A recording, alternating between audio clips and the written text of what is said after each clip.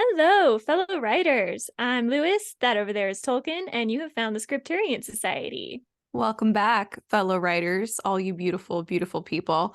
That over there is Karissa Harlow, aka Catherine, aka Lewis. I am Ash O'Rourke, aka Tolkien, and I just ate a third of a bag of chips I did buy for our Easter celebration. And I have never done that before. I bought something specifically for an event and been like, I can't resist. I just have to eat it. And I did. And so I just did that like right before sitting down. Greatest intro ever. I like that you felt the need that you had to confess like immediately. I did. I felt so guilty, but I was also like, hang on a minute. I bought these chips. I'll replace these chips. Like it's They're not like I'm mine. eating someone else's chips. Yeah. And they're lime flavored. They're so good. Anyway, so I have been really wanting to confess that for some reason though. Because I've been thinking about it all day. And then I was like, you know what? They're my chips. Exactly. I have the right to do this. Exactly. I'm like, they were about $3. I think I can handle getting another $3 bag of chips. Yeah, but anyways, that's fun. But how has your week been? It's been good. Luna is jumping on me right now. What do you need? Hello, Luna baby. Are you still the only puppy caretaker? I am. It's exhausting. I haven't had alone time in over a week. So all the parents out there are like, oh my God, tell me. I know. I'm like, is this a sign that I would make a terrible mother?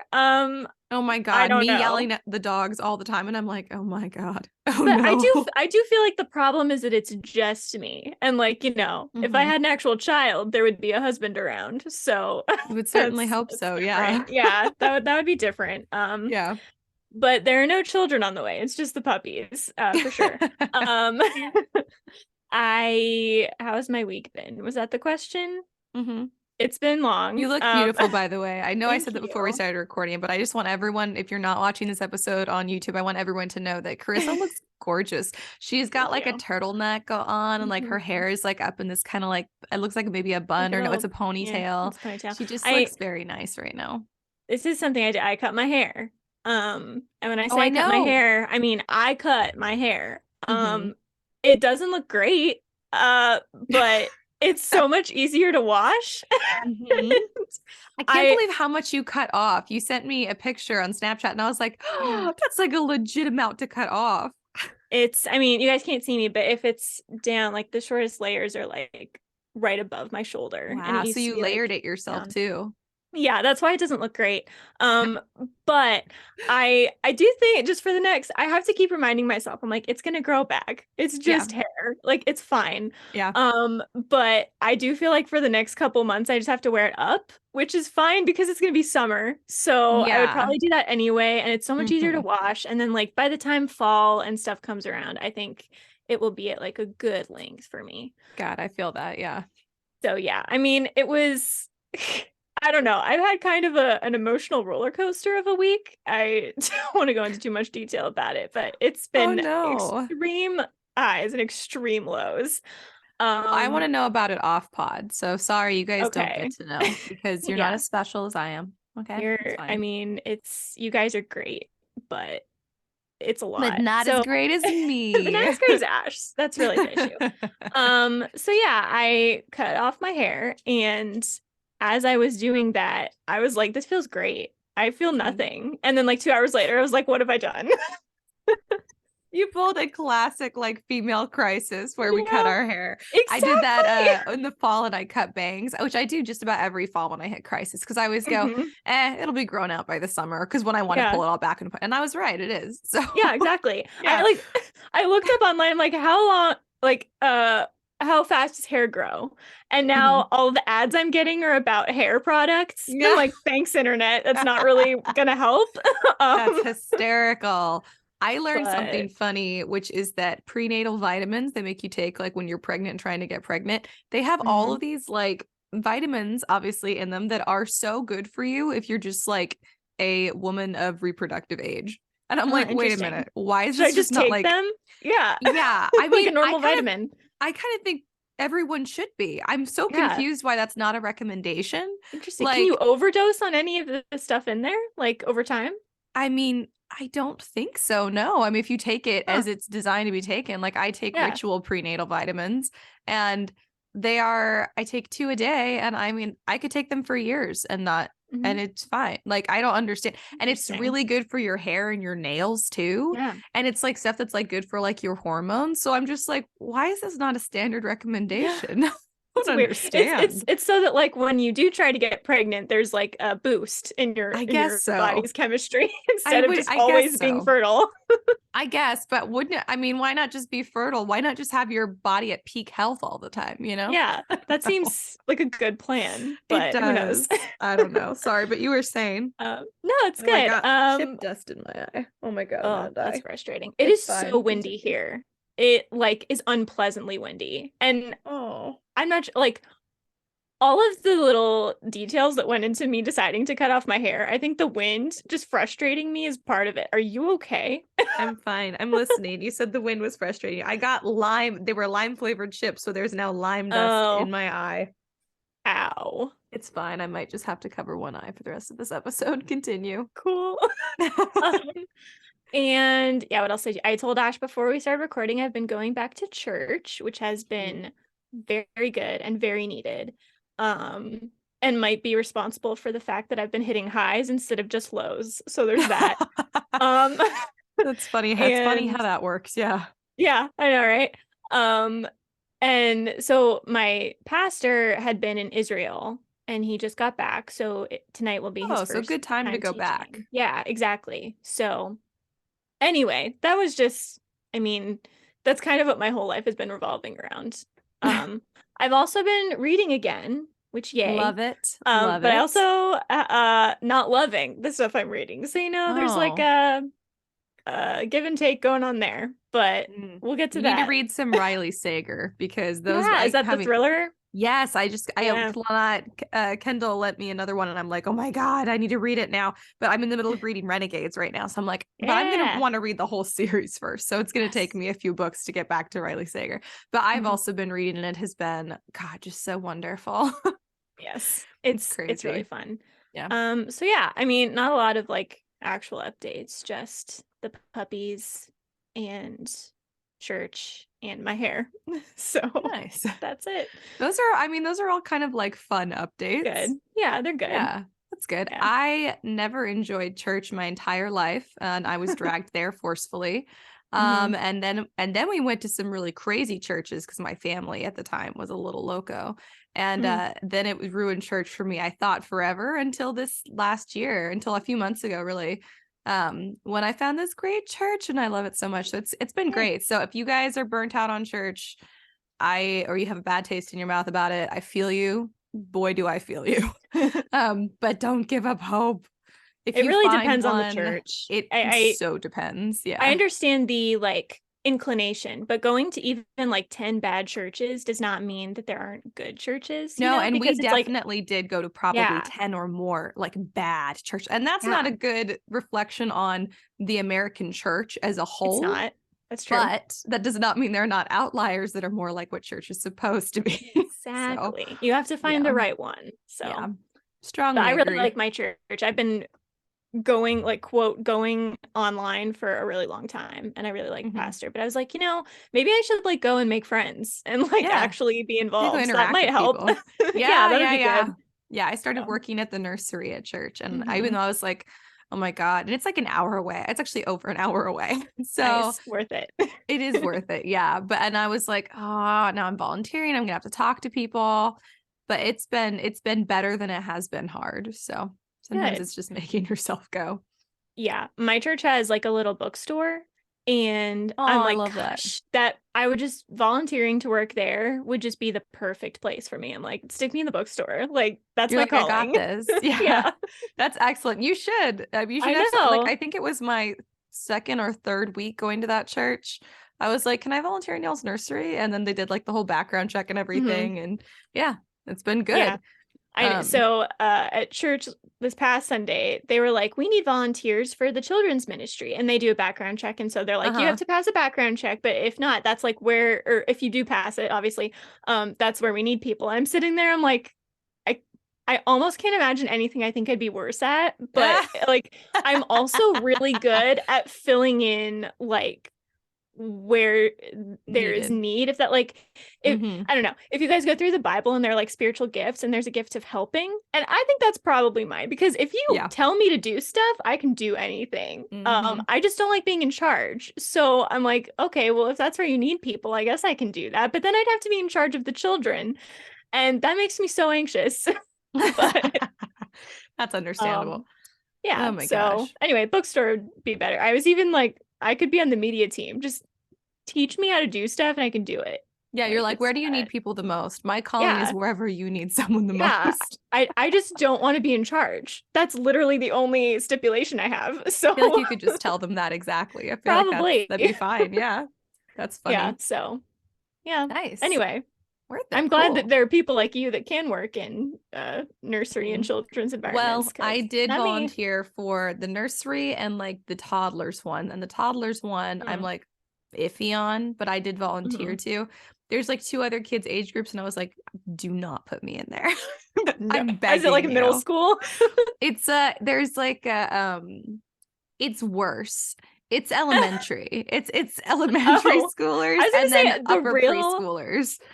Oh, I think the real heroes in the world are middle school, like teachers Oh, and supervisors, 100%. because like Yeah. you The get middle schoolers none of just the go to normal benefits. service though. So, That's fair. There's yeah. like none of the benefits of like the cuteness of young kids or the maturity of older kids, and just like no positives. I mean, Middle except school for is the human hell. beings. Middle Yeah, it's school is like a the hellscape. worst. For Yes. students, for teachers, for parents, Yes. it's No one horrible. wins. You have to go No, through it, but no one wins. nobody So wins. Absolutely thank not. God for Oh middle my school God. teachers. Yeah, bless if you are a middle school teacher out there, Lord bless and keep you. May Yeah. his face shine upon you. Oh my God. Do Oh, you yes. need it?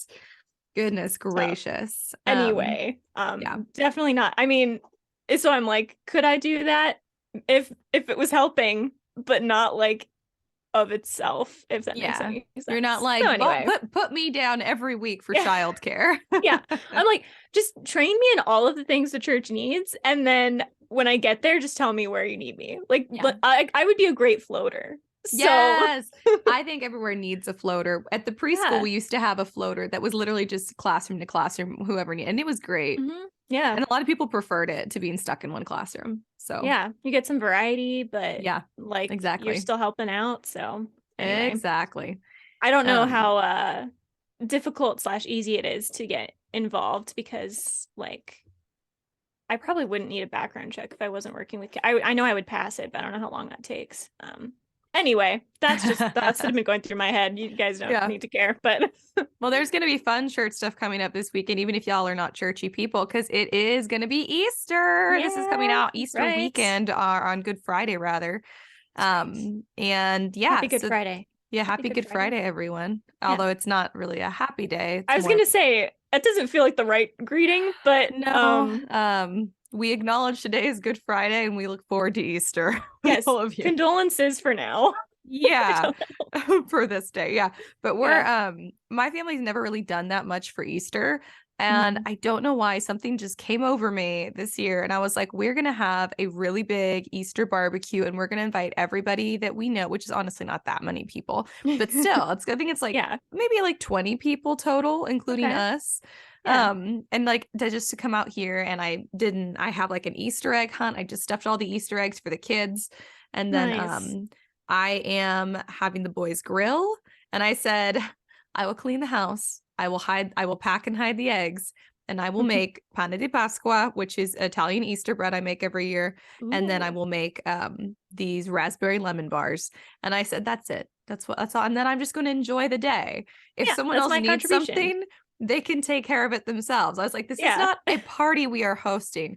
This is a Yeah. celebration that we Yeah. are all coming to do Everyone's together. responsible for their own part. This is Yes, and for mine. their own children. And I said, this is Yeah. what I will do. But I'm like really jazzed about it. I think it's going to be fun. And Nice. Javi's going to get to be there for at least a few hours, which is good. Then he might have to leave early. And Mhm. we are going to Sherwood Forest, which is basically a Ren fair the day Nice. before. So that's going to be Ooh, awesome. that's an awesome Um, weekend. it is, yeah. So we're going there Yeah. with one of Javi's friends and my sister and her husband and my niece and possibly Caleb, my brother, might be going, or maybe not. I don't know. And Hoppy will be there for that for the whole day. And I'm excited because that's always a good day. It's going to be an exhausting day also because Fridays is work and then cleaning the entire house. Because Saturday we're going to be gone all day. Well, Saturday I'm going to wake up early, do the chores, make pane de Pasqua and lemon bars, and then we're going to go to Sherwood Forest all day. And then we're going to come back. And then I have to get up and go out for church. I have to work nursery in the first shift. And the second shift, I get to go to Easter service with the family. Right. And then we come back and the barbecue happens. So it is going to be crazy. But some exciting stuff that I can finally announce on here. We will be taking our baby announcement photo at the Renaissance Fair because I'm pregnant. Oh my gosh. Yeah. I mean, I already knew, but yay. Yeah, I know. So now you guys could, if you're watching on YouTube, see my water bottle. It says feeling fly as a mother. I'm trying to make it show in the green screen. Oh yeah. Barely. Yeah, it says feeling fly as a mother. You probably wouldn't be able to read it anyways. But yes, so I am almost 13 weeks. So I'm finally kind of in like the safer zone to tell people. So we're gonna take like a fun like a baby announcement picture. And if you guys are if y'all are new here, you might not have heard, but my husband and I decided that unironically our child's middle name will be Dragon Slayer. So going to the Renaissance Fair for the announcement is gonna be perfect. I've got like a little letter board, and I usually make fun of those, and I'm like, oh my god, another like letter board announcement. Like, oh, it's ew. But I have these bump boxes that come like once a month, and it was in the bump box, and I was like, well, this is the simplest thing to do, and I already have it. So I put like little Dragon Slayer coming October or something. So we're gonna have a Halloween baby. Oh my gosh, it's so when Ash told like me and I don't know how many other people it was news for on the text, but it was our D&D group. It was news for everyone in that text except for Maddie and Dom. Okay, yeah. So and hopefully Javi. So we were you said what was the wording? You said you were asking about are we going to do D&D this weekend? And then you said also in other news, how do you feel about adding another member to the party? And you were like human, like I don't remember, like high charisma, named Dragon Slayer. And I was just sitting there like, Ash, I don't care if you want to add a friend. Like I tried to make it really obvious what I was doing. Kendall figured it out. But I was like, is this enough? Because we had skipped D&D that week. Because I was gonna like announce it to you guys in the campaign. Right. But then I didn't get to. So I was like, I want to tell them now. and then I think it was Maddie. She was like, I'm so excited for the baby. And I was like, what? Oh. Like, did I miss something? I'm like, oh, the new player. I see now. A little level 1 human, all charisma, 0 other skills whatsoever. 0 strength. 0 everything else. Oh my gosh. Yeah. It's so exciting. It is. I'm super psyched. And my body did that thing. Apparently for short women, you're more likely to show earlier because there's less space for baby and all of your organs also to move. And so some people say like they call it popping. And I've been like, God, I'm just bloated. Like, I know there's no baby bump. I've looked very pregnant for the last 3 months because I'm so bloated because I'm pregnant. But I was like, it's bloat. It's not a baby bump. And then all of a sudden, like this week, I'm like, that's not bloat. Ooh. That there is that's a baby bump. That's a baby right there.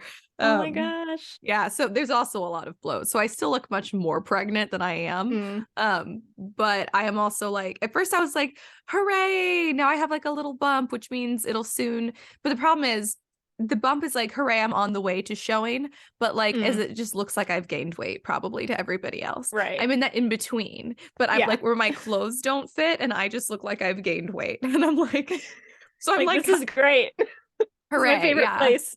Exactly. So I've bought some used maternity clothes because I'm like, I don't know how long any of this is gonna fit. Like already, like I can't button any of my shorts. And my biggest pair of jeans were really hard to button yesterday. And I was like, dang it. So I was hoping I could wear my clothes for longer. I didn't want to spend the money. I mean, this is gonna sound so stupid, but like, you know how like the more kids you have, the cheaper each kid is. I bet maternity clothes are the same way. So like if you know you're gonna have like 10 kids, then you can spend money on maternity clothes because you'll be wearing them for the equivalent of like Exactly. a couple years. But if you're only Exactly. having one baby or you're not sure, you're like, how much money do I spend on this? How long am I gonna be like Exactly. this? That's the thing. I was like, this Javi and I are just planning to have this one kid, like Yeah. bio. We'll probably adopt later on, but this is the Mhm. only like biological kid we are planning to have. And yes, things happen outside of the plan, but I'm gonna be real careful that they don't. This is So a strict plan. this is a pretty strict plan, yeah. So I'm Yeah. like, I'm not gonna use these again. And Yeah. I hate spending money in the first place. Mhm. So anyways, but we're very excited and it's going to be Yes. that's going to be cool. And I'm trying to think if there's anything else funny. Oh, I got to do my 12-week ultrasound on Monday and Yay. this whole time, Javi wants a boy, I want a girl. This is not a shock. This is Mhm. true of many, many couples. However, I've been thinking the baby was a girl. I've been like, I just feel like the baby's a girl, you know? And my mom exclusively refers to the baby as a she. So do most of my friends, as if my mother can will the baby into being a girl, even Yeah. though its gender was decided at conception. Yeah. So I'm like, okay. Anyways, and I too was like, I think it's a girl. I feel like it's a girl. And then at the Mhm. ultrasound, it's not big enough to see in the ultrasound anyways, like what the genders, and we're not going to find out. We don't want to find out until Mhm. we have the baby. But and I had to do a bunch of blood tests and stuff. And oh, it's just fun. So invasive and painful. I can just hear someone out there like, if you think the blood tests are painful, just wait for labor. Like I'm not thinking about that yet. I'm just focusing on Mm-mm. the pain of the moment. Yeah, I'm really trying like specifically not to think about it yet because what I'll just like sign Yeah. up for all of like the online classes and I'll just do a ton of research. Then I'll be like, 4 more months to go, which will Yeah. be killers. So I'm trying not to let myself do that. But for the ultrasound, she had to like take like a bunch. The ultrasound tech had to take a bunch of measurements and stuff of the baby from different angles and like different parts of the baby's body. And this baby, I mean, it was so active. So it was so cool. So I got to hear the heartbeat, which was very, very cool. But Yay. honestly, even more cool was the baby just did not stop moving the whole time. Oh She my was like, gosh. this baby is Can you active. feel it? I Or is it couldn't just until uh-huh. because it's still so little, but because she had a little ultrasound wand thing like pressing down and like squishing my uterus down, I could Uh-huh. totally feel the Oh my baby gosh. because it was like kicking and like punching around because it didn't want to be squished. Yeah. And I was like, oh my God, I can feel the baby. It's crazy.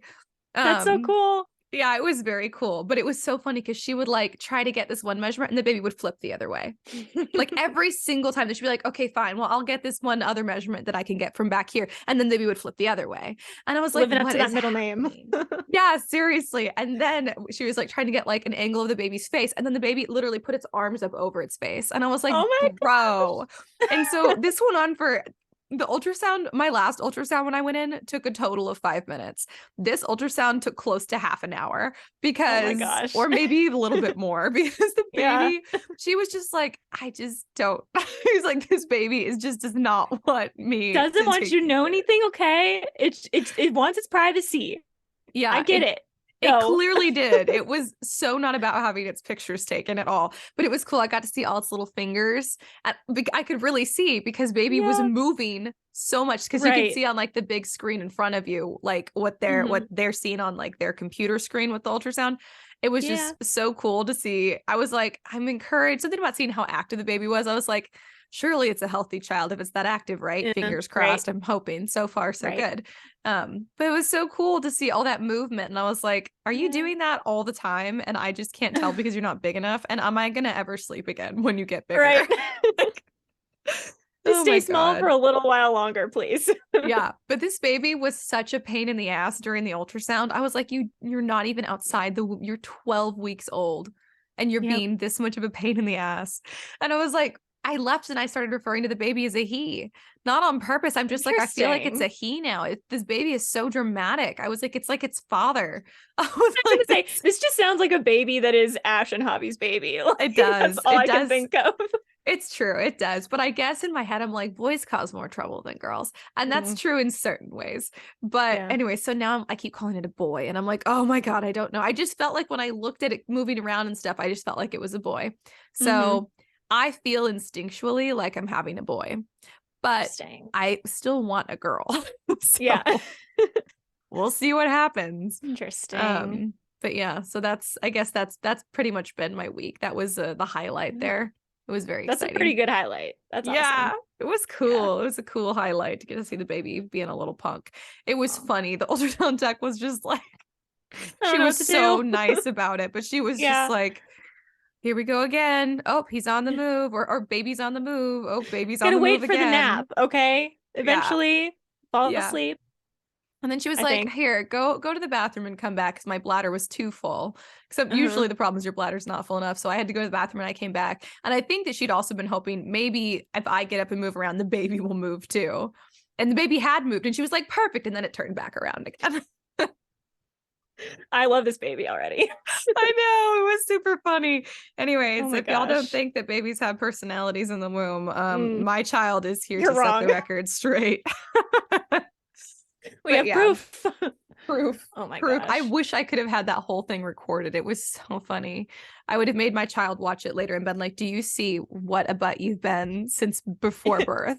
Yeah, you've always been this way. It You would be see what really you put funny us if this through. is like a really even-tempered, like mild child, and it just like got all of it out in the womb. It's like now I can Honestly, be that'd be calm. great. That That'd would be be awesome. excellent. But considering its parentage, I doubt it. Yeah, that's fair. I mean, I feel like you're either gonna get someone just like you two or someone totally opposite, and you're gonna be Completely like, we don't know different. what to do with this kid. Exactly. And I don't know what's scarier because I'm like, Right. the world doesn't need more Ash and Javi. We're plenty. But I don't know what to do if it's not like us to some hmm degree. So we'll see. Oh, Yeah. interesting. Yeah. That's So fine. Oh, fun. wait, So I can finally tell you guys. Hooray. I know. I wanted to ask you, I keep forgetting, and you don't have to tell me what it is, but are you guys coming up with gender neutral names or are you just going to come up with names you like from both? So we have 3 names and they are not secrets. Okay. We Oh. have a very hard time deciding on names. And Mhm. then Javi, every name I like, Javi shoots down. My problem is I don't like most boy names. Javi's problem is he doesn't like any names, I swear. That's a problem. Yeah, exactly. So we have thus far agreed upon only one name for a boy. So it's very Okay. likely that if we have a boy, his name will be Riley. Riley Okay. Dragon Slayer O'Rourke, which I think I like sounds it. awesome. And It then does. for a girl, we had decided on Lorelai because it's a Uh-huh. beautiful name. It is. Everyone was like, oh, because Gilmore Girls, because everyone knows I'm like a big Gilmore Girls fan. Actually, it Mhm. wasn't. It was because Javi was The playing a video goddess. game. Oh Oh, no, but go she's on. cool too. Yeah. No, because Javi's playing some video game and there was this character named Lorelai, and I was like, oh, Lorelai, I love that name. And for a second, I didn't even remember Gilmore Girls. And Javi was like, I like that name too. And then I was like, oh, and it's like Gilmore Girls. But we Thanks. basically, because it was one of the only names we agreed on. And I think Mhm. it sounds very musical. And if you guys don't Does. know, Lorelai from German mythology is a mermaid who drowned men. Yep. So yeah. So that's Dragon Slayer cool. also works really well as a middle name there. So Yes, just saying. Lorelai Dragon Slayer O'Rourke, which Yep. that's exactly. However, this is one I'm trying to sell Javi on right now. And he Okay. gave me a maybe. It was a very, very uncomfortable maybe. He definitely doesn't like it, but I'm not Mhm. ready to give it up yet, which is Okay. Adelaide, which I Do feel you like like that? it's beautiful. No, no, okay, it is. I was thinking, okay, before you even said that, I was thinking you should pick an A name because then the baby's initials will be a do. I Which I just think do. is really fun. That is so cute. I Um, do. I so that's love awesome. it. That's great. I wanted to pick an A name because I have this beautiful silver necklace that was my grandmother's. She went by Anne and it's an A. And then I got it because my name starts with an A. And so I was like, right. if we don't name our child something with an A, it's not going to get passed down again. That's sad. And so that was a big part of the argument. But Adelaide is also of Germanic English origin, and it means noble, adorned, and something else, like kind or something. So I'm like, it's still good. Yeah. I like that name a lot. Just let that grow on Hobby.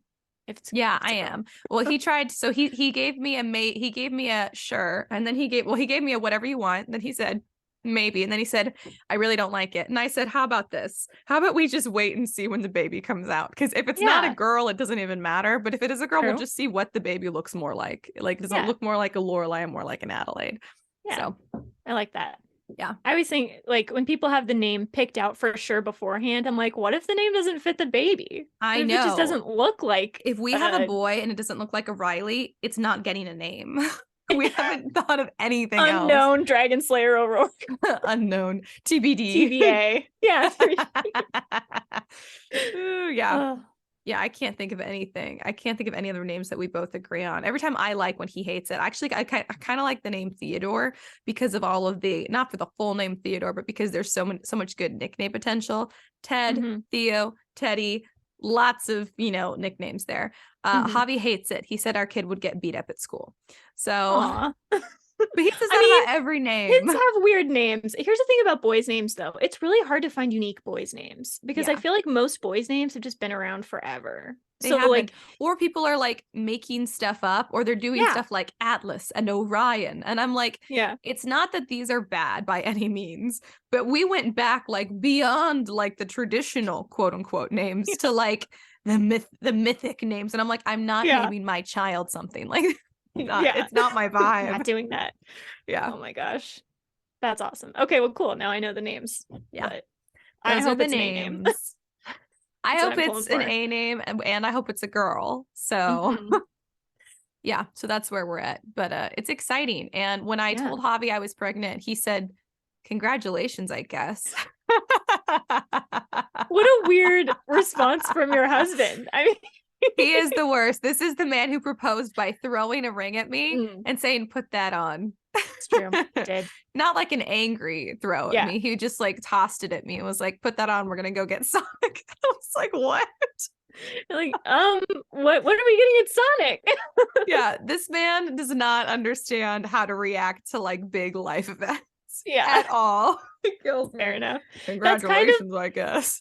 That kind of has the same energy as when people say I love you and I say thank you. It has very much the same energy. Clearly nothing about that personality offends me because here I am and you're like one of my closest friends in the world. And then I married Javi. So clearly I'm like, that's fine. I understand. My mom, it drives her crazy. When I told her how Javi proposed and how Javi reacted to me telling him that I was pregnant, she was just like, that's it? Weren't you crushed? And I'm like, I wasn't crushed. I mean, this is very weird, but I was fine. Yeah, I was like, maybe you could have put in a little more effort, but I'm not crushed. Oh my gosh.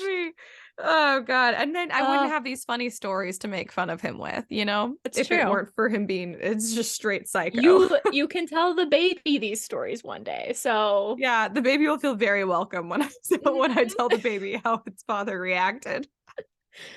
He thinks babies are disgusting. He is slowly learning that he can't tell me, like, he can't like joke with me about like, you're pregnant, you're gonna be fat, or oh, you're pregnant, your face is swollen. And I'm like, I will kill you. I will kill you. And I will make your life miserable until I do. I will sulk. I will whine. I will cry. Like, so he's like slowly. You won't know what to do. Exactly. I'm like, I'm gonna make you suffer. So he's you learning. Better watch it. Exactly. He's learning a better balance between teasing me and being nice to me, and also that he could just get me any food at any time pretty much. Now that I'm past morning sickness, he's like, why are you like hungry all the time? And I'm like, because I'm growing your child. But I have been hungry constantly. Obviously, I ate my lime chips. I couldn't resist.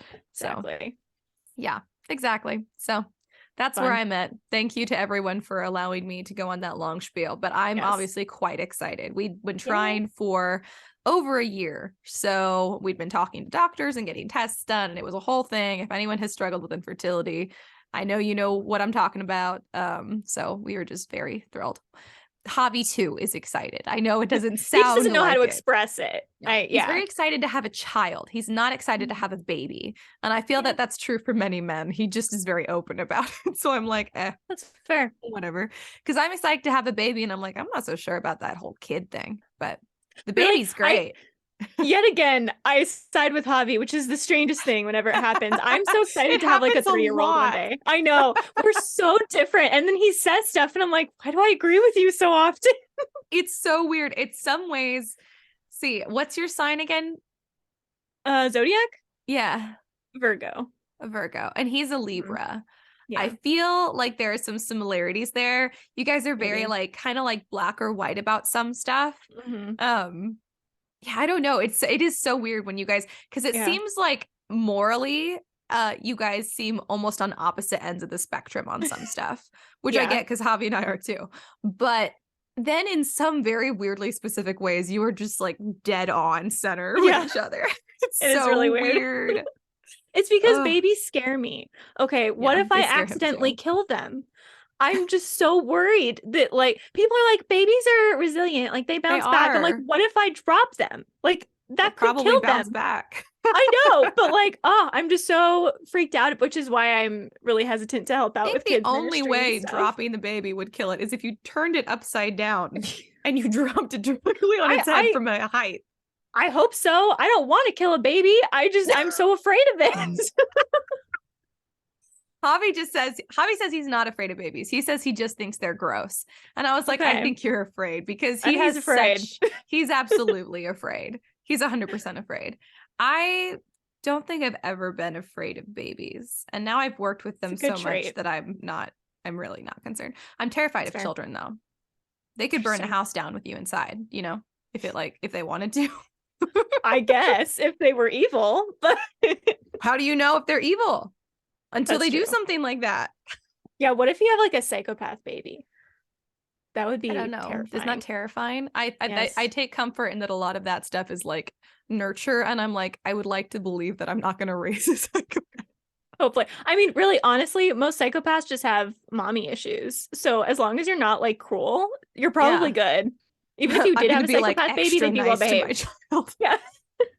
Because like I forget the statistic. It's like 1 in 10 people is a psychopath, and it ranges up and down. But it's not that all psychopaths want to kill people, right? Like politicians, high concentration of psychopaths. Businessmen, high concentration of psychopaths. They're just functioning, and they can still attracted to power. Yeah, exactly. But they don't commit crimes, or I mean, some of them do. Those two kinds of people commit a lot of crimes. But you know what I mean? Like they don't all commit crimes. They're just. They don't have the same emotional. So what you're saying is, even if I have a psychopath child, it might be okay anyways. As long as you're not a terrible mother, I don't think they'd end up a serial killer. Is what I'm going to certainly do my best. Yeah, I think as long as you try, you're good. Like most of the serial killers that existed, their mothers were just like actively awful, like on purpose. So as long as you're trying, I think you're good. I think about that. I think about that sometimes when someone says something about like how being like a good parent is really hard. I'm like, I don't feel like it is. I feel like based on observation, it's minimum. Like, yeah, I feel like you can be a decent parent and just kind of skate by. I don't think it takes that much effort to just be decent. You know, to be a good parent probably takes more work. To be a great parent takes a lot of work. To be a bad parent, you have to actively try to be a bad parent. Yeah. You have to like go out of your way. Yeah. You have to just be either too selfish or too lazy to care. Yeah. And like, I don't think either of those describe you at all. So I think you're good. I certainly hope not. Yeah, I don't think so. I have been like lately been like, Ash, oh my God, you get such tunnel vision when you're working, because Caleb will come talk to me. And if I'm like focused on my work, I'm like, what?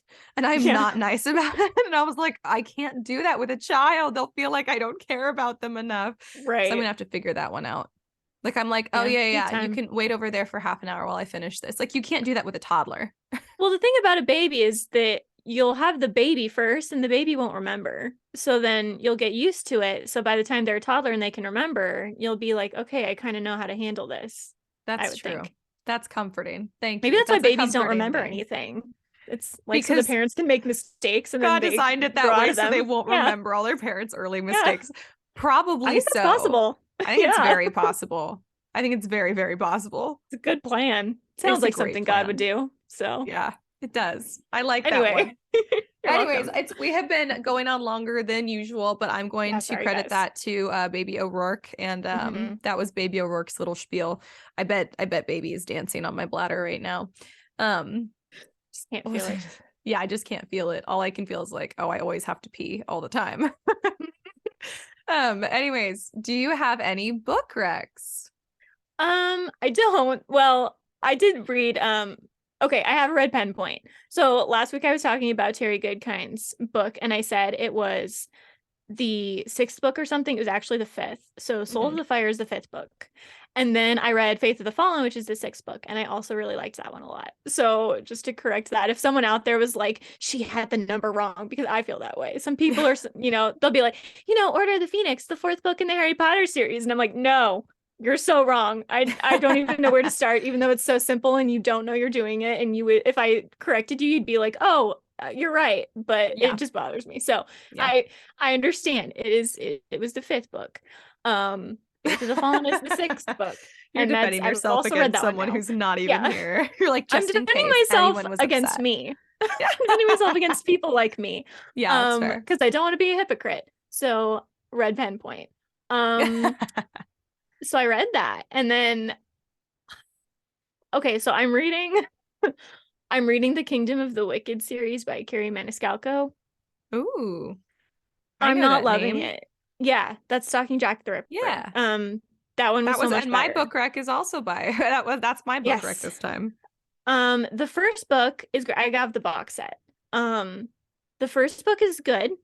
It's fun. I hated the second book. I'm on the third. I'm not loving it. And really, it's doing that Court of Thorns and Roses thing where it's claiming to be YA, but it's clearly NA. And I'm just I'm reading it and I'm like actively concerned about teenagers reading it.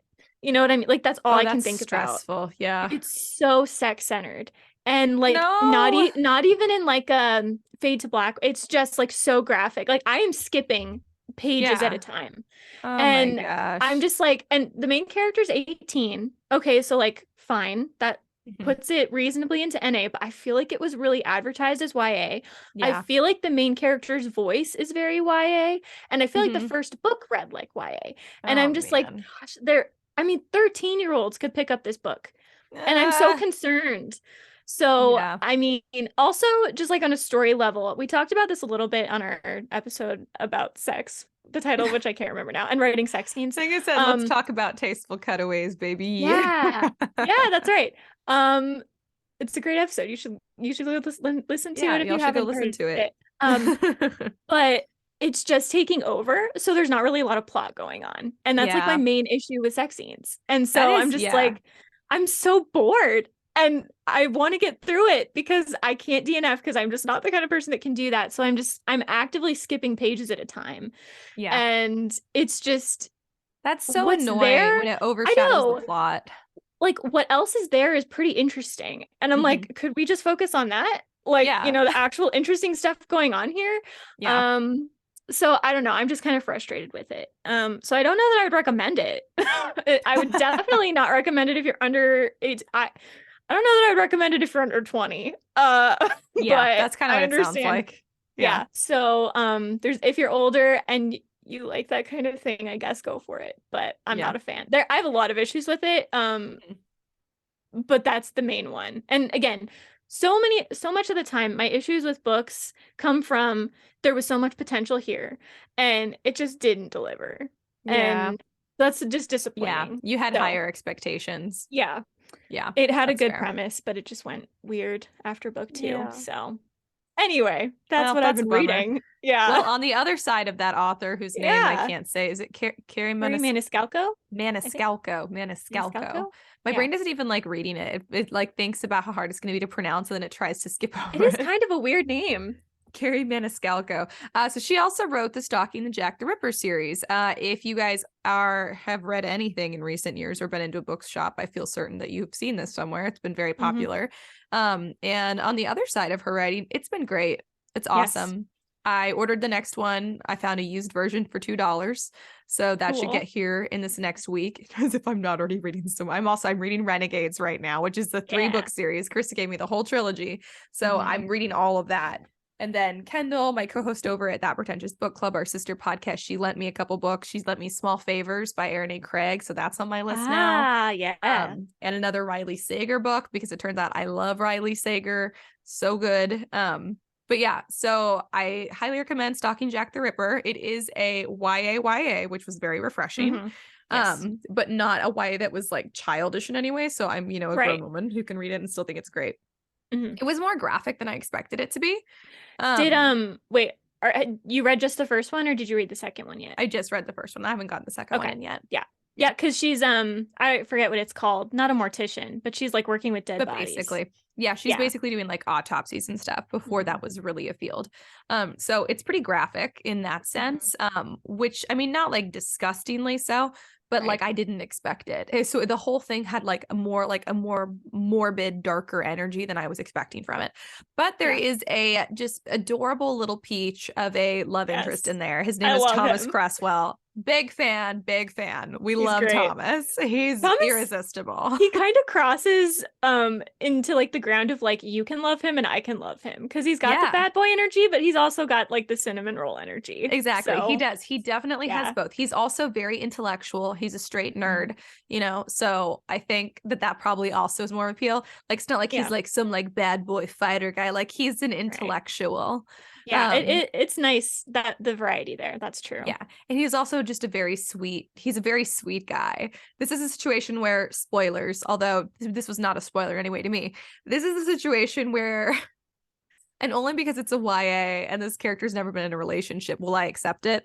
But like he'll be like, I'm in love with you. And she's like, oh, what a horrible flirt he is. God, he just keeps lying. What a liar. And I'm like, he's being honest with you. He's in love with you. And he's very open about the fact that he's just like besotted with her. And I think that that's part of what makes him so sweet, even though the other, like 1/3 of him is just sweet, intellectual nerd boy. The other third of him is like, just, I'm in love with you. And then the last third is just like this kind of cocky, arrogant, trying to like, trying to get on people's nerves. And he does it so well, which of course, I find all of that attractive. So, so Thomas is great. And then the next one I think is called Hunting Dracula or something. So I'm psyched to read that. So there's my book rec. If you guys have been on the fence about it, I do recommend reading it. And it felt like it was a very fast read too. But yeah, I do agree.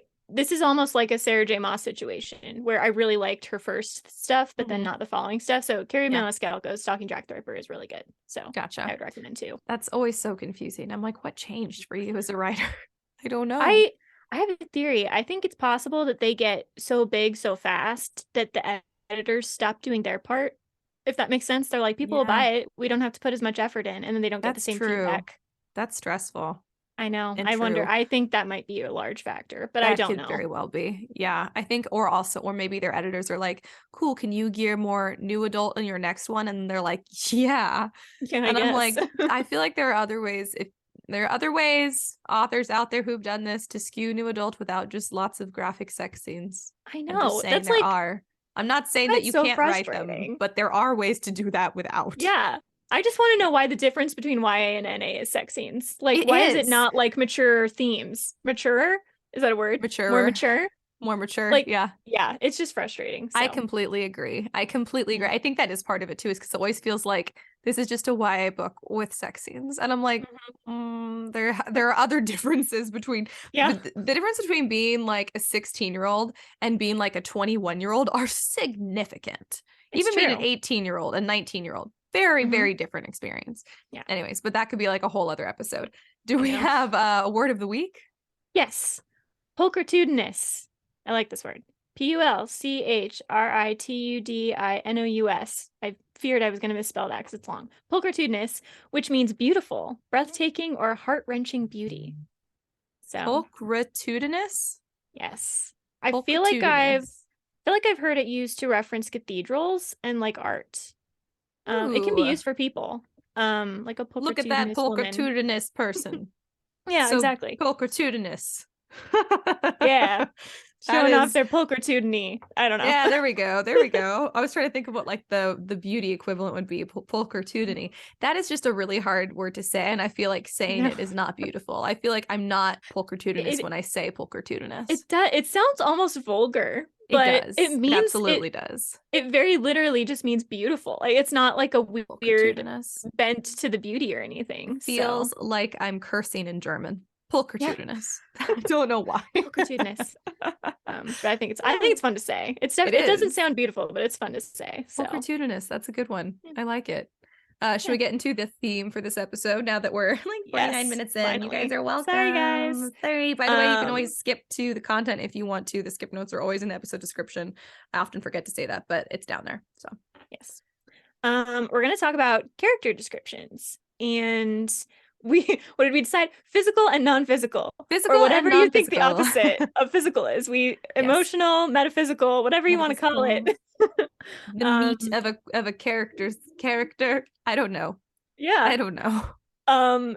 Yeah, and like how to weave that into your writing. So, yeah, basically character descriptions. Yeah. But heavy on the comparison between the physical and the non-physical. Because striking that balance is important. Do you want to start off with where you think the balance is? Yeah, I guess I'll just start off with like I get frustrated when physical descriptions come too late in the story and I have to like edit what I think the character looks like. So I would say that when you're going for physical descriptions, I would do it as early as possible. Like within the first page or two, which at that point, then like the secondary advice is pick like one or two things. Don't describe everything. I tend to describe hair and eye color just because I feel like those are the base. That's like the most base. people do. And then the reader can kind of fill in the other details as they want. If height is really tall or really short, I might mention that. If there's something like that is iconic for your character, like in the book that I wrote, my character is really pale, and the only reason that's relevant is that there's like people call her a corpse and stuff, like as like they're when they're being like mean to her and stuff. So that one's relevant. But I think other than that, and she has a limp, but that's a character thing. So well, and and so I also would avoid doing the whole looking in a mirror thing as much as possible, at least to start with. They can do that later on if it's relevant. Like if they're injured and they're looking in the mirror, that's fine. Or if they have a costume change, those are always fun. Yeah. They get like a makeover scene. But again, that should really be way later in the book. Exactly. So I guess just in that, definitely in the first chapter, I would argue within the first couple pages, you want to give at least like a bare bones physical description so that the reader knows what they're working with. And like I said, pick 1, 2, maybe 3 things to focus on, and you need to make them come up really naturally, which is why the mirror thing is usually not a great, well, Divergent opened with a mirror thing, but it plays into the plot and the world of the book. So I don't know that I would copy that strategy. There are always exceptions, but I wouldn't necessarily lean on an exception applying to you. Agree. I think I have kind of 2 ways that I think are really useful here. One, you compare them to people around them. So if they have a sibling or a mother or father that they look a lot alike or they don't look anything like, describe that person and then show maybe their insecurity with not looking like them or their insecurity with looking like them. Or even a friend, like a friend in your life, and so the character says something like, oh, I was jealous of her like beautiful blonde hair. Well, at the very least, now we know that this main character is not blonde, you know? Exactly. So so like my main character in my series, she looks very similar to her sister, but there are slight differences. So I describe her sister and then I describe like I think I have a couple lines where it's like her hair was curly but more manageable, right? So you can say, okay, so main character's hair is really curly and like maybe knotted a lot and that kind of stuff. And her sister is taller than her, so you're like, okay, so main character is really short. And so using some kind of a comparison can be useful because it's establishing the physical appearances of at least 2 characters instead of just one. And B, also illustrating something about how the main character feels about themselves, which kind of goes to the personality thing, but we'll get there. Exactly. And then C, it's more natural. Yeah, it's more natural. It doesn't take away from the flow of the writing or the flow of the plot because I don't know. Just any kind of comparison usually feels like it feeds into the story rather than taking away from it. So I wouldn't sit there and just write out, I had blue eyes, right? Or she had blue eyes. It's just do it in a more creative way where you're saying like her sister had green eyes, and she envied that because she hated her dull blue eyes or something like that. Exactly. I agree. I think that there's kind of a difference though if so you write mostly in third person, which I feel like is why I feel like when you write in third person, you definitely need to drop at least a couple physical characteristics for your main character within the first few pages because you're helping give a picture of the main character. However, I was thinking in first person, because I write primarily in first person, I feel like I don't typically need to include, not within I definitely within the first chapter, I include a couple physical characteristics, but I can usually get like 5, 6, even 7 pages in and realize I've given none or only one like physical characteristic. But because I'm writing it in first person, the reader is getting 100% of the character's voice and personality up front. So they're still getting they're getting the non-physical characteristics first, basically. And then afterwards they get more of the physical characteristics because you need both. But I think when you do third person, I think you need to start from the outside in, because when you're writing third person, readers are reading about your character and learning about them from the inside out, from that character's thoughts and feelings to kind of how they see themselves in the world and compare themselves to others. But in third person, in first person. And then in third person, readers are seeing from the outside in. Like they see. True. Yeah. So I think you start with the physical, like it is the first thing you see about another person, and then you learn more about them. Yeah, that's interesting. That's true. I think too, you have to determine how important it is to you that the character is being pictured the way that you're picturing them. So I do think when writers go into too much detail about the physical description, it's because they want readers to see that character exactly the way they do. And that's just not going to happen. Even if you describe them perfectly, it's not going to happen. So that's why you pick up on those few details that are really important and you just kind of go with those. And I think a second good way to do this is make some kind of physical attribute a symbol of some kind to their personality. So this isn't super unique, but my main character in my series, she's very short and small. And this is, she hates this because people think that they can, like overpower her and take advantage of her and stuff. And she hates this. And she's definitely not the kind of person that actually lets that happen. She's like, small but fierce kind of thing going on. Yeah, she's got short girl energy. Yeah, exactly. And so the fact that she is short is something that is her physical trait, but it also plays into her personality. And so, and I don't know, you can debate if that's nature or nurture, but it plays into it. And so when you pick the physical descriptions that you want to really home in on, pick ones that say more than just the physical, that also go into the personality trait. And so that's why, if like you said, if you're writing in third person, utilizing those up front really early on, you just kind of, two birds, one stone kind of thing going on. If you're operating in first person, that is interesting. I never really thought about that because I guess it's not as important how the reader is visualizing the person until a little further into the story. But you can go with the physical description to illustrate who they are as a person. So if they do have, XYZ trait and you say that up front, maybe that can help get that kind of extra detail into who they are, because first person, obviously you are in their head.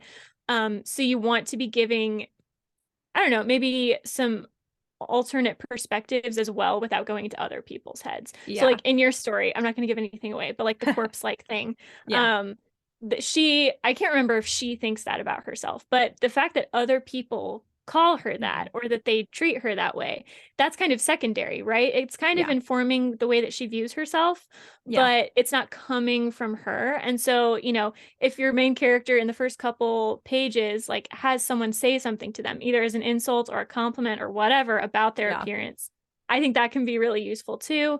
I have another story in which my main character's hair is commented on because she has a weird hair color.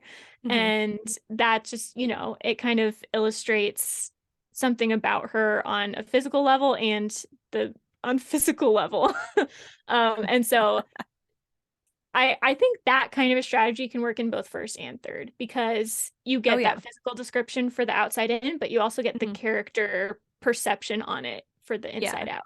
Because you definitely should for physical stuff at some point in your story, whether you're writing in first or third person, your reader should know to some degree how your character feels about how they look, because everybody has an opinion about how they look, even if your character's not vain or they're not really focused on it, and that's a character thing. Does how much does your character care about how they look? How much effort do they put into their appearance? There's no right or wrong answer. Just make sure that whatever you pick makes sense for your character. Like if your character's not really like focused on their looks, they're not going to spend a long time analyzing other people's looks or analyzing their own look. If it's a notoriously vain character, then they probably will talk about how they look. They probably will like think about or notice how other people look. So that's also something just to think about. But I'm thinking definitely avoid too much physical description, even too much like straight like personality type description in the first. This is again if you're writing in first person, which is what I do in your first few pages. And even in the first chapter, like drop a little bit, but not too much because it feels expositionary, which is the eternal struggle of first pages and first chapters is how do I communicate the necessary information to make sure that my readers are getting an accurate picture of what's going on and the world that's taking place in and who's in this world without just straight exposition. And that's hard. And a lot of that, like you were saying, is accepting the fact that it's not going to be they're not going to picture exactly what you're picturing. There's no way to communicate that. And that's not your job anyways. True. Exactly. Yeah. I think there are kind of two schools of thought where like some writers just go all out and they go totally into the physical description. And then other authors are like, here's nothing. And then I'll tell you in chapter 15 what color their hair is. And you're like, okay, well, I have to edit everything I thought I knew about them physically. Yes, exactly. And that's really frustrating for me as a reader. So I imagine it's frustrating for other people. And I think really the answer is probably in that middle ground where you're describing a little bit, but not too much. And so, like I said, if you're like, well, how do I do that? You got to pick the traits that say more than just the physical. If they're tall, if they're short, if they have dark hair, light hair, if they hate their hair, if they hate their eye color, if they love their eye color, whatever. You can even go with like more obscure stuff like nose shape or, you could. Things like that. Or a birthmark or like literally anything that adds to the physical description of a character. A birthmark, a limp, some kind of disability. It could be even the way they dress, an iconic necklace that they wear every day. Like it doesn't have to just be also their physical. You will have time throughout the book to sprinkle in all those other details. And you should sprinkle those in throughout the book. But for your opening pages or your opening chapter, just give your readers a little tiny not even a handful, just a few things to hold on to for that character's physical attributes. And then you add to them later on. Give yourself room to build on it. Like give the bare bones, give the skeleton, and then as you go on, you can add more things. And you flesh it out more. Yeah. Yes. So in a more positive light of the Kingdom of the Wicked by Carrie Maniscalco series, I thought this was really clever, and I feel like I've probably seen this done before.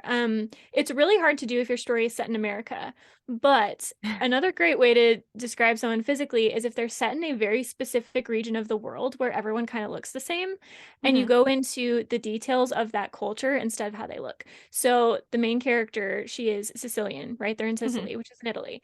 And the second that Sicily was mentioned, I already had a visual. Because and they're using like Italian words, and I'm like, okay, this is all going into how I'm picturing this person, because it takes place in the 1800s too. So especially then, like basically everyone kind of looks the same there, right? If you're writing in 1800s Japan, basically everyone looks Japanese. You might have some exceptions, but at that point you can use a comparison, right? If your character looks totally different from everyone around them, you can use that as your jumping off point.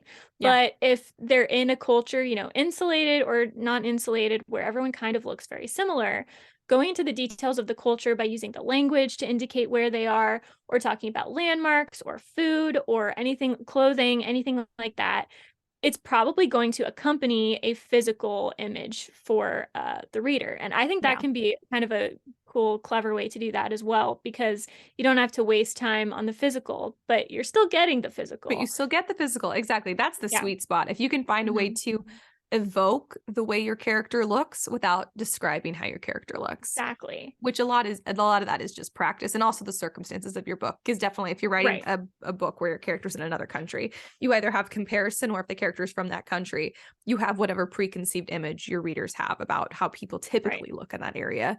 And they already have that to go on, which is great. Yeah. Exactly.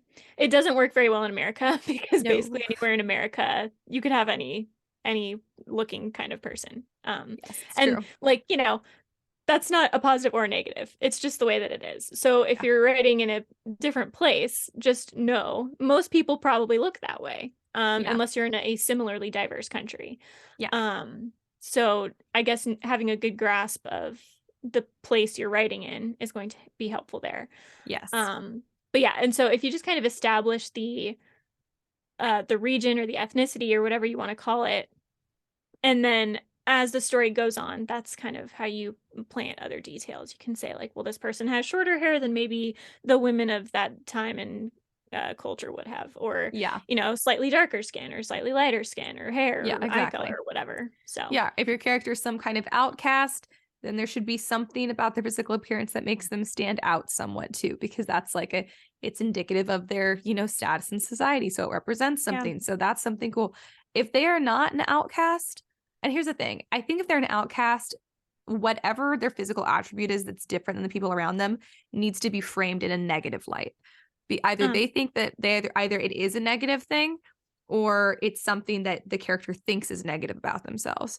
Right. If your character is accepted by society, and there's no better or worse, these are just different statuses that your character will or won't have, then hypothetically you would think that they would fit more of the accepted like physical looking normities. They don't have to, but often they do. Regardless, the physical attributes should be framed as positive, especially if there's some unique attribute that other people don't have who are also in accepted society. It's framed as something positive. Like if they all have like blue eyes, but this girl has like brown eyes that are just like dark and striking and deep, and she's accepted by upper society or whatever, then that's probably that's probably a positive thing. It probably is in great contrast to her complexion or whatever. Whereas the reverse would also be the same if it was an outcast character. So a lot of it's about framing what your character already has, which is also kind of just a great roundabout way to describe physical characteristics when you're describing how your character fits into society and how they view themselves. And you're describing a lot more about your character and their status in society than the physical attributes, but you still get the physical attributes. Yeah. Yeah, that's definitely, only your story. So you just have to look for the opportunity to say, okay, where does the physical attribute kind of overlap with this detail that's actually important to the plot, and then focus in on it there. So yes, whether totally that's agree. Location or the outcast status or the comparison between them and their best friend or whatever. Yeah. So exactly. Yeah. Do you want to get into non-physical attributes of character description? And I feel very strongly about what I'm about to say. Please do not tell me their character traits up front in like a list. This I also bothers feel strongly me about that. Yeah, this bothers me so much. It's like I can't tell if it's cause or effect, but I feel like when writers do this thing where they'll say, oh, this main character, she's so brave, she's so strong, she's so beautiful, but then they don't feel like they need to follow through on that. So then the character ends up being like not brave and not strong and not beautiful. And we're just left with this list of traits saying, where's the evidence of this? Like, I don't see that. And I feel this is actually where show don't tell comes in. This is really where you do want to show not tell. Show don't tell. Yeah. If your character is brave, do not tell me that. Don't have her think it. Or him. Put them in a situation where bravery is required and then show them following through with it. Yeah. I feel like one in particular is like rage or vengeance and that kind of thing, where they're like, I am powerful and I am strong and I'm angry, and then like nothing ever happens. I'm like, okay, well, you can't just say that and then make it true. You have to actually embody that characteristic. And I think as a writer, this is kind of like with the exact physical description, you kind of have to let go of the fact that you have to let go of the idea that readers are going to see your character in the exact same light that you do. Yeah. And you have to give them room for it.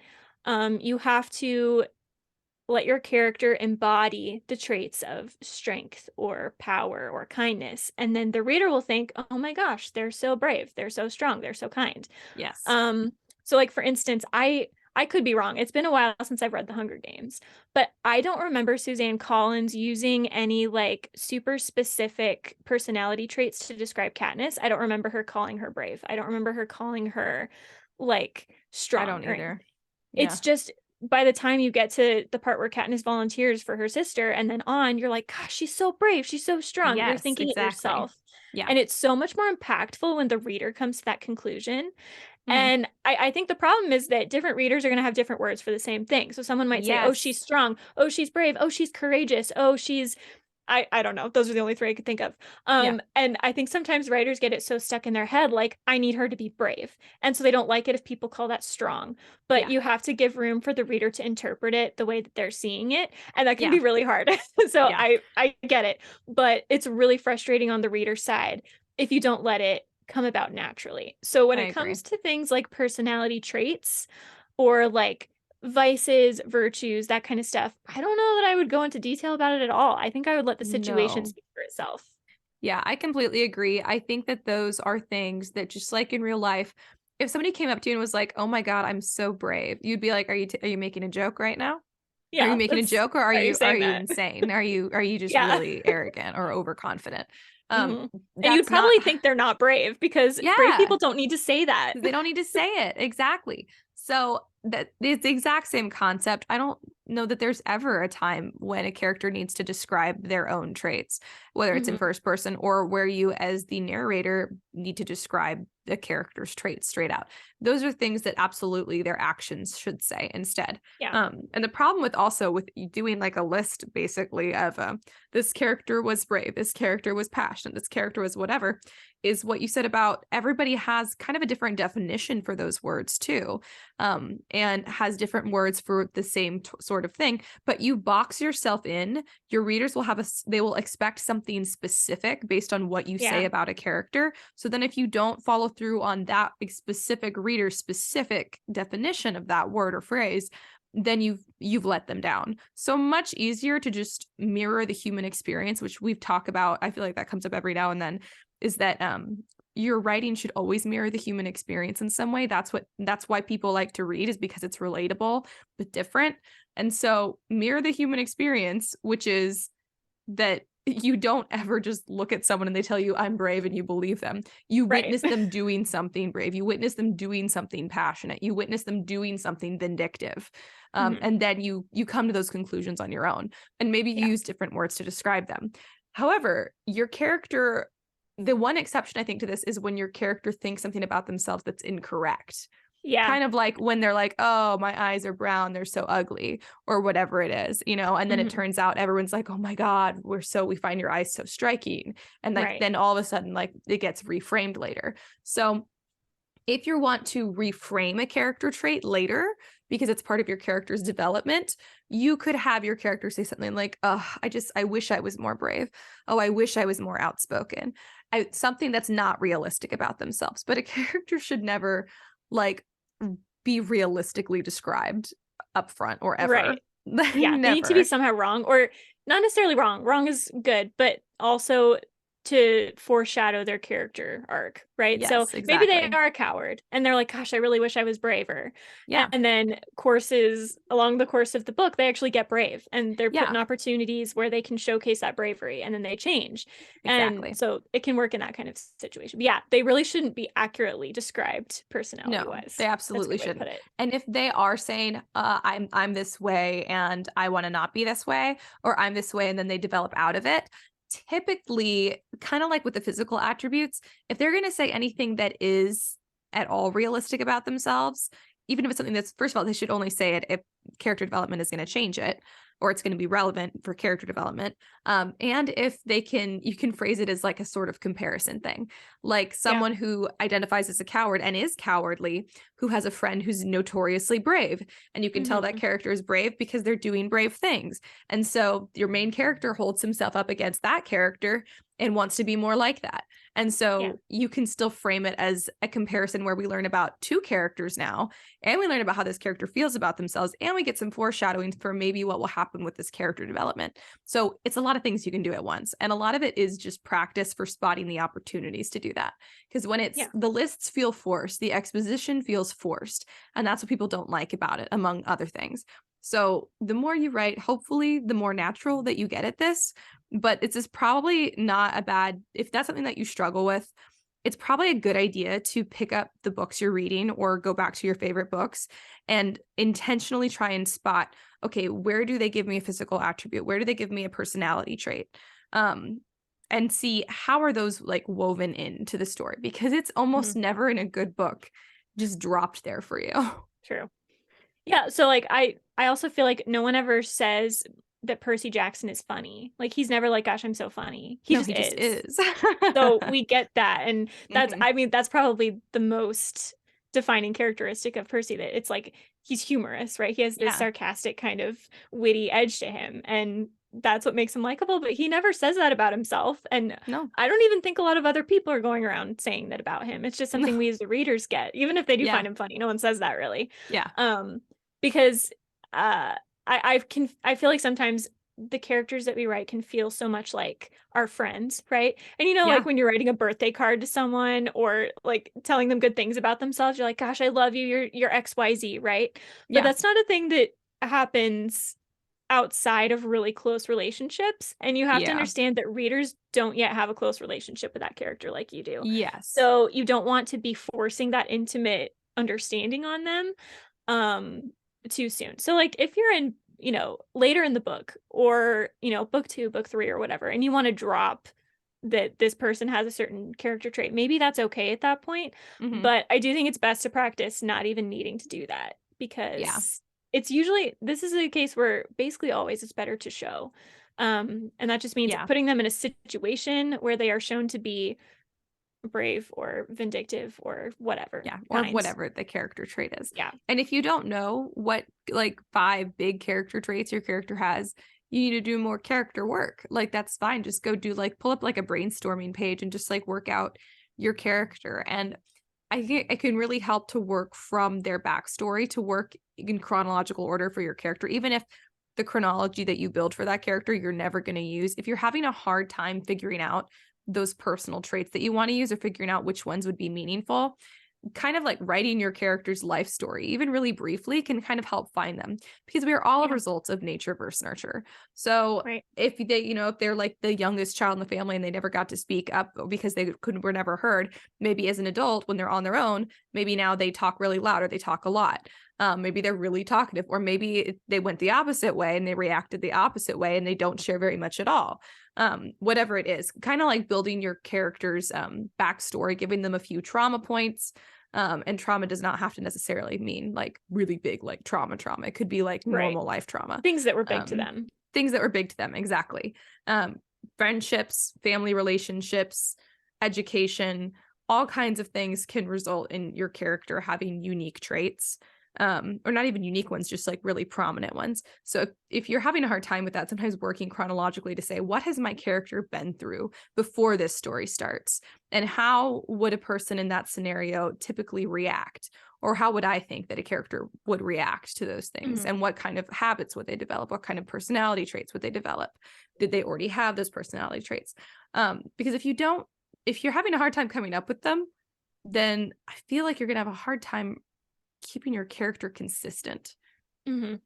which is important, because people like character development, but you can't develop a character that's not established. So you have to establish the character. Yeah, they have to be working on an arc, not like a zigzag line.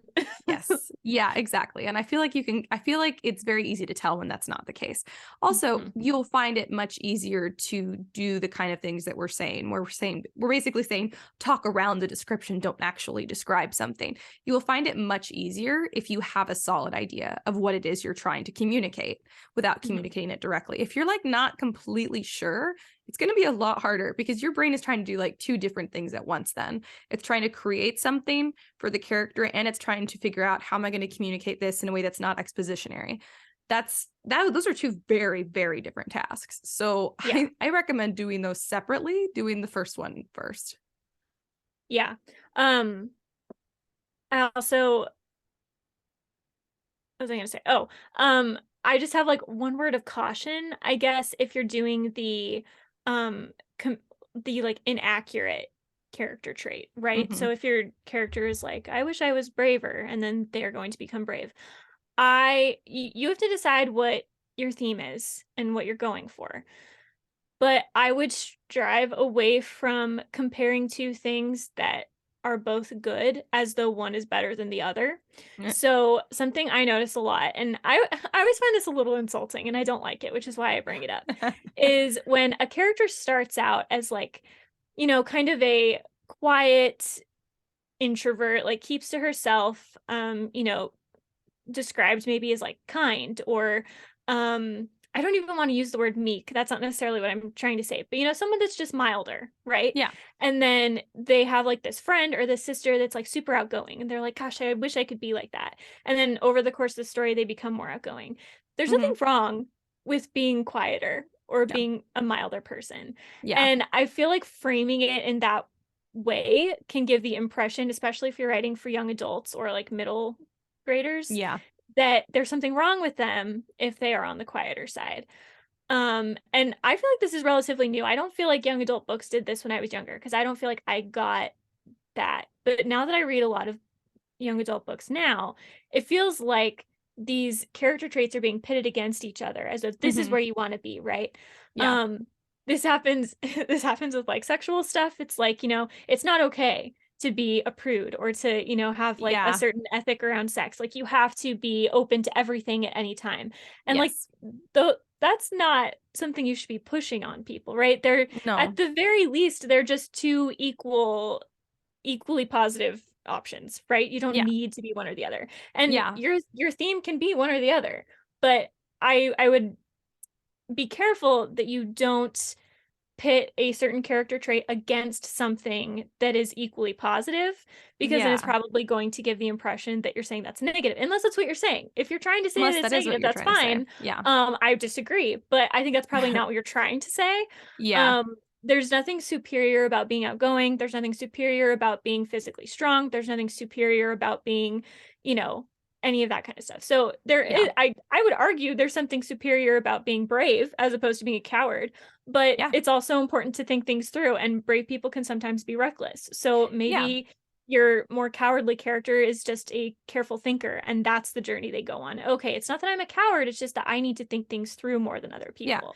And that And bravery can look different in different ways, mhm, I yeah. agree. I think your character's development should always have them developing to a better place than they started from. But if they already started in a good place, Mhm, like with something that's inherently good or not bad, like just being right. quieter, then there's nowhere for that one to develop to. It still is totally a valid trait of that character. Mhm, But if you make it something that they develop out of, then it indicates that you're saying that it was bad right. that they were quiet and that it's Yeah. better to be outgoing. And that's Right. not, if that's not what you're trying to say, then you don't want to do that. You want to Right. have them develop pick one of their other traits to develop out of, Yeah. because all their characters should have positive and negative traits, and the negative ones we would like to see either reframed or they develop out of. But I agree. I think stuff too, especially when it's like negative self-talk, and that's how we learn some attributes because the character's having negative self-talk. Mhm, Typically, there is some truth to what that character is thinking about themselves. mhm. Um, But or they're if there's seeing something it in the else, negative yeah, but they're seeing it angle. in the negative way. Exactly. And then Right. typically, if they continue to develop, they gain more skills, they gain more context for understanding who they are and what they have to offer a situation. And then they can kind of reframe what they had thought along with their natural strengths. And now it's something different than it was. Like instead of being a coward, I'm someone who prefers to think first. Mhm, And I'm more analytical, but I can still be brave. And maybe they right. also developed bravery along the way. Maybe there's someone who was slower to act, which is not really a negative or a positive. It's very much a neutral, Right. but maybe they developed the ability to act quickly when they need to, Mhm, right? So you're not discounting the first thing, which was right. not coming from a bad place to begin with. If there is a bad trait or like a vice or Yeah, they something, exist. then yeah, then sure. Yeah, develop them right out of there. That's great. That's what Yeah. your readers love to see. But I agree. Don't pit two either harmless or equally good things against each other, Yeah. unless you're going to prove that they should never have been pitted against each other. Yeah. Yeah. Yeah. So a lot of it comes down to the theme. And I do like, I'm not saying that your quiet character can't become outgoing. It's just that I then wouldn't Why were they use, quiet? Were they quiet because yeah, they were afraid? Or were they right. quiet because it's just who they are? Yeah. I would say that at that point, you just wouldn't want to use the comparison method. You wouldn't want to say, oh, my best friend is so great. She's so outgoing. Just have her outgoing and then have that character incrementally, take in some of those traits, right? It doesn't need to Yeah. be like oh, I hate this about myself. And then now I've changed and now everything is great. Yeah. You can have, the character realizing, oh, okay, this wasn't actually as much a negative as I thought. I just need to kind of hone the strength of this particular character trait more. Yeah. Or they didn't realize it was negative at all and then they kind of changed. Yeah. So I mean, there's middle ground and wiggle room for that. I just be a cautionary warning, I guess. Just be careful you're not like isolating us, because especially because a lot of people that are reading your book are probably introverts and are probably on the quieter side. Oh my God. Yeah, Don't that one insult them. specifically. Yeah, Yeah. that one specifically is hard. But that's also true no matter what it is you have readers who have identified with that trait and Yeah. or have strong feelings about that trait. So keep that in mind too. And Yeah. you have readers who have spoken negative self-talk to themselves, maybe the exact same Yeah. type of negative self-talk you've written. So you want to think about what trait you're giving your character to start with at the beginning of the story. Well, it's really like 3 phases. It's where did your character get it to begin with? And that's the work you do before you establish the character. Then there's when you establish the character in the story, that's where they start. When the story starts, what characteristics do they have? And then you want to figure out where are they going to be at the end with those characteristics? Are they going to keep them? Are they going to hone them? Are they going to reframe them? Are they going to dismantle them? I feel like those are kind of your options. And it's a good idea if you've picked like your handful of most iconic traits, the ones that have like something to say about the theme of the book and your character's development, then that you know where it came from, and where it's going. If you miss one of the steps, it kind of feels like it falls flat. It kind of feels shallower. And it won't feel as authentic. So yeah. And I think that's a good point too, that whatever character traits you give that character, they should in some way be important to the theme or the plot arc or other things that are going on. Because I do think that sometimes if books don't work, it's because it's the wrong character in the wrong story, or like the right character in the wrong story, or the wrong character in the right story. I feel like Farah didn't belong as a character with all her character traits in A Court of Thorns and Roses. I think I would have liked that book more with a different character in it, which is very weird.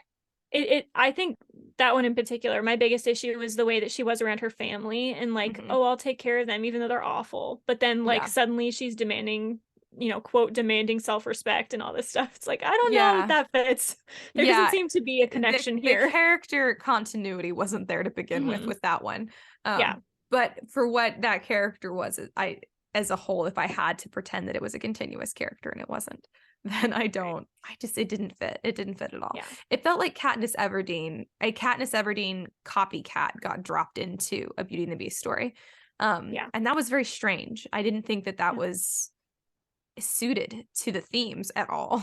So. Right. And a big issue that I had with that was the thematic stuff. But really you just want to make sure that your character, I think this kind of goes back to what you were saying about doing your work beforehand, right? Knowing who the character is before, because sometimes I think you can just come up with this almost blank slate character, and the blank slate character is usually you.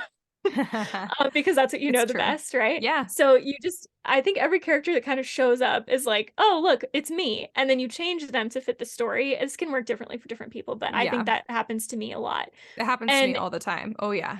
Yeah. And if you don't do the work, you just end up putting yourself in every story. But there's some stories you're just not going to be a good fit for. You need someone that is braver, or someone that is kinder, or someone that is more vindictive, or whatever the trait is. And so whatever you feel like you are is probably coming out in a blank slate way.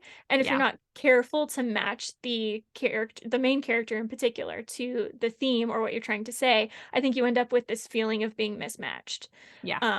So when you're deciding what the character traits are, I also think maybe sometimes you don't need to put it into words, because like I said, you might say brave, someone else says courageous, someone else says reckless. Like you need the readers to have the freedom, the wiggle room to decide for themselves what they perceive them to be. And so maybe, I don't know, maybe you don't come up with specific words like that. Maybe you just come up with certain, moments from their childhood or different reactions they have to things. To make it a little more, not necessarily vague, but a little less attached to a specific descriptive word. It needs to have enough freedom, more flexible to apply. And it needs to be flexible enough to match what a bunch of different readers are going to think. Exactly. So I just don't list things. And even if it's one thing, don't list one thing. Don't just be like this. And I think it's probably eyes. He was a brave person. You're like, no. This is probably a bigger issue in third person, which is probably why I see it more. It is. Because in third person, you're kind of struggling with, how do I tell readers who this person is, because you're not in their head. Yeah. It's And so so much harder. sometimes, Yeah. yeah, sometimes you get too vague and then the reader's like, I don't know who this person is at all. Or you get so weirdly descriptive that the narrator almost becomes like I don't know, like a vending machine of information. That's That's not true. good. I think it's much harder to find, well, I think it's much harder to find that balance in third person. I do. I Yeah. think it's a lot easier in first person, as long as you're not doing the whole like mirror shtick and you don't, or you don't have your main character describing how they look. Right. Or how they like think they are in an accurate way, which is not as common for that to happen in first person anyways. Right. Because in first person, it is reasonable for them to be thinking about themselves to a certain degree, right? Yeah. Like I hate my eye color. That's probably going to come up sometimes. Or gosh, Yeah, I wish I was less angry or whatever. So it's easier to all weave my in. characters are angry. Yeah. I think they all I are am still actually. thinking That's about kind of weird. your corpse character. Yeah, she's kind of angry too. Yeah. But yeah, so in first person, you just want to be careful not to overdo it, because again, if they're too self-deprecating, then that becomes a character trait and you need to know if that's something you want. Yeah. It's typically annoying, I think. Yeah, do it on purpose if you're going to do it. I feel like Farrah did that a little bit too. But then she was suddenly really confident and I was like, I don't know who you are. Yeah, so you can't mix like this self-deprecating character with this simultaneously confident one, unless it's a character arc, but then it's going to take some time to get there. Yeah, so you have to work your way up to that. Goodness gracious. Yeah, so however you're working about weaving it in, you just need to make sure that it's not, that essentially the showing is not undermining the telling. You need to kind of prioritize the show, and then if absolutely necessary, especially in first person, then you can tell a little bit. But yeah, just a teeny tiny bit though. Show is just eons above telling, whether it's first person or third person, as far as communicating physical traits and non-physical traits about your character. Yeah, I agree. Yeah. Anything else that you have to say about this topic? I don't think so. Me either. Solid. Cool. Well, how's writing been going for you? I haven't really done any. So not bad, not good. Just exactly. Neutral. I did get this new kind of idea. It's in its infant stages. It's younger than Baby O'Rourke. I was about to say, I was like, Baby O'Rourke is like, ooh, tell me more. Yeah, someone on my level. But it's just, again, with this Kingdom of the Wicked, like there are certain aspects of this book that are very common and very popular, and they irritate me. I guess I'll tell you what they are. I don't like this idea, because there are characters in the book, they're like the princes of hell, so there's like lust and envy and all those kind of things. I don't like this idea of making virtue sound boring and making sins out to be like, oh, they're really not all that bad, because that's kind of always how it goes. Because to make them an interesting character, you have to like redeem them, but like you really can't redeem greed, you really can't redeem envy, you really can't redeem sloth. Like they're sins for a reason, they're vices for a reason. But they're also attractive, so it's hard because people always make them hot. And thematically, that makes sense. Exactly. Thematically, it makes sense that virtue would be boring in comparison to like all the really hot sins. But that is really hard because, where do you go with that? You can't make your characters care about them because you're not going to develop them out of it, because that goes against what they are. Exactly. So I'm just always really frustrated with that. So I think I have an idea about how to like illustrate that a little better, and to make the virtue sound interesting again, and the sins to seem like, sins. Just because I think it's so silly to tell people that virtue is boring. Like, you can't simultaneously say like we should be charitable and we should be kind, and then demonize charity and kindness, right? And I get it. I get the intrigue of sin, obviously. I get it. That's the whole point. It's very intriguing, and sometimes it's very fun. That's the whole problem. I feel like thematically the follow-through needs to ultimately be like, hey, that was a bad decision. Yes, 100%. Instead of saying this is justified because it's how I feel or whatever. So anyway, I just kind of got an idea for that. I don't know if it'll turn into anything, but it's in my head now. I like that idea. Yeah. Well, I like it. I want to hear more as your infant idea grows into toddlerhood and beyond. As it grows its little legs and fingers. I'm so curious. It's all its little fingers. Yeah. Yeah. That sounds interesting. Yeah, that's it. I don't think I have any writing update. Well, I kind of have some writing updates, but I don't want to jinx it. Okay. So this is exciting. I got a couple requests for I got a request for a partial of my book. The one that we've actually been talking about some today. That's the one. So I got a request for a partial from like a really big time literary agency and like a really big time agent. So that's exciting. I mean, technically, here's the thing. I always have to like reframe it for myself. It is from their assistant. So it's not like it's the agent themselves who requested it. It's the assistant. Right. But the assistant knows what they like. But the assistant knows what they like. Exactly. So it is absolutely flattering. And it's very encouraging. And God, I really, really, they would be like my dream.